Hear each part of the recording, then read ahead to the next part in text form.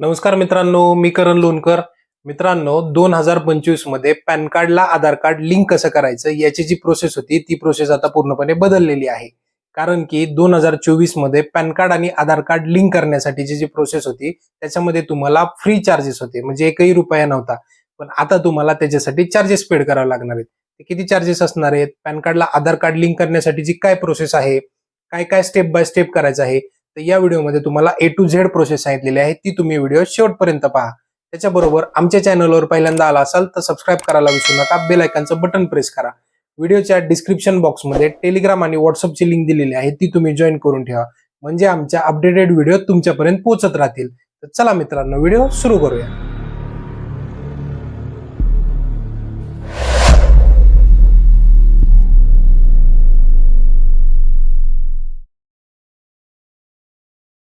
तर मित्रांनो, गुगलला यायचंय आणि गुगलला आपल्याला सर्च करायचंय इन्कम टॅक्स डिपार्टमेंट. एक नंबरचा ऑप्शन आहे, त्याच्यावरती क्लिक करून ती लिंक ओपन करून घेऊया आणि क्विक लिंक्स मध्ये स्लाइड करायचे खालच्या बाजूला.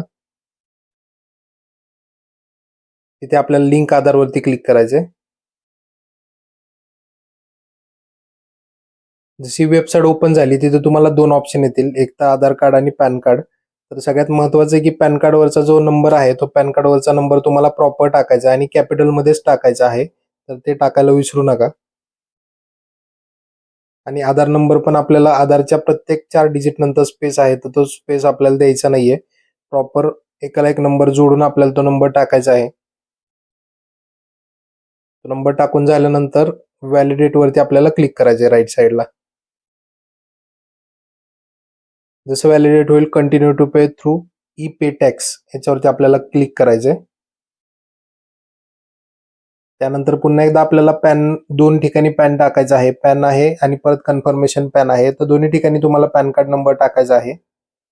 आणि त्याच्यानंतर खालच्या बाजूला जो मोबाईल नंबर आहे तो मोबाईल नंबर जो तुमचा पॅन कार्डला लिंक आहे तोच तुम्हाला टाकायचा आहे, कारण OTP तुमच्या मोबाईलवरती येणार आहे.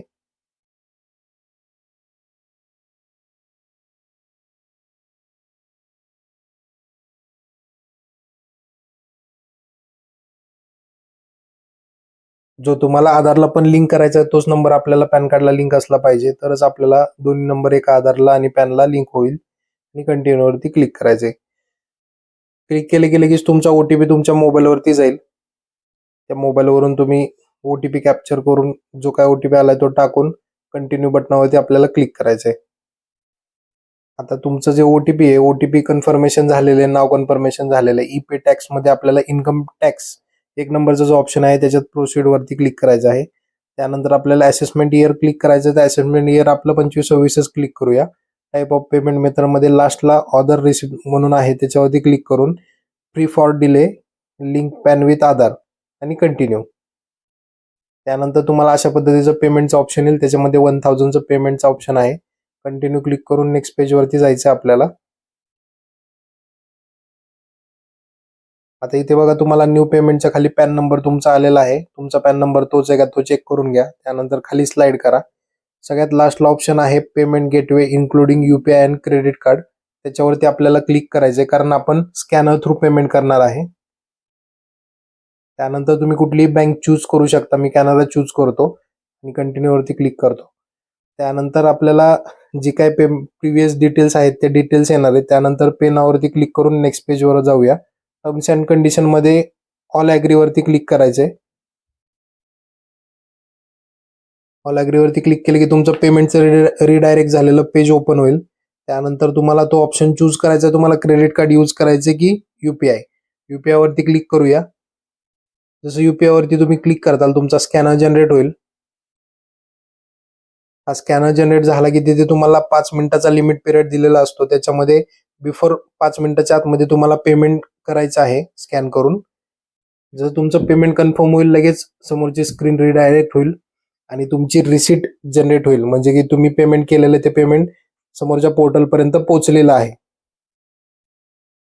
कुठलंही रिफ्रेश करायचं नाहीये, सगळी प्रोसेस ऑटोमॅटिक आहे. त्यानंतर चलन सक्सेसफुली झाल्यानंतर राईट साईडला जो डाउनलोडचा ऑप्शन आहे त्याच्यावरती तुम्हाला क्लिक करायचं आहे आणि तुमची जी रिसीट असेल ती रिसीट तुम्हाला डाउनलोड करून घ्यायची आहे. त्यानंतर खाली जर तुम्ही स्लाइड केलं तर खालच्या साईडला स्लाइड केल्यानंतर तुम्हाला समोरीचं ऑप्शन आहे, त्याच्यामध्ये पूर्णपणे क्लायंटच्या डिटेल्स आहेत की कुठल्या नावाने पॅन कार्ड आहे, काय पॅन कार्ड आहे किंवा काय, या सर्व गोष्टी तुम्हाला याच्यामध्ये मिळतील.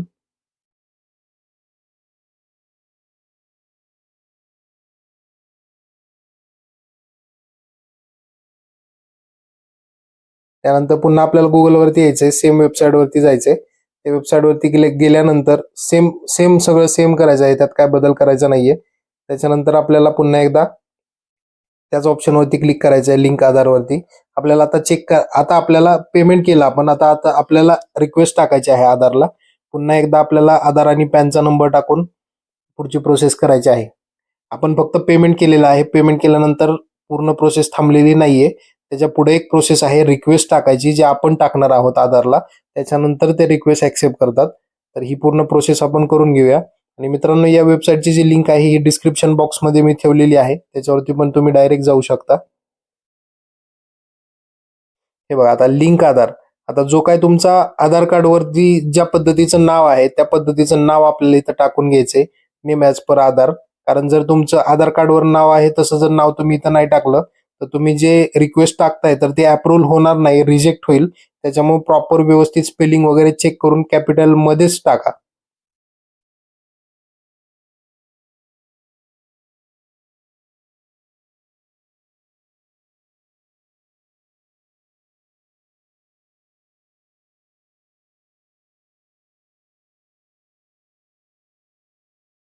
जो तुम्ही आधार नंबर टाकलेला आहे तर तो आधार नंबर एकदा चेक करून घ्या. वरच्या साईडला आधार नंबर आहे, त्यानंतर पॅन नंबर पण चेक करून घ्या.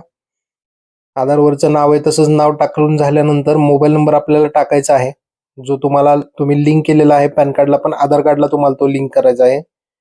तो नंबर टाकून झाला की खाली दोन ऑप्शन आहेत, I only year of birth and Aadhaar card, I agree to validate my Aadhaar details.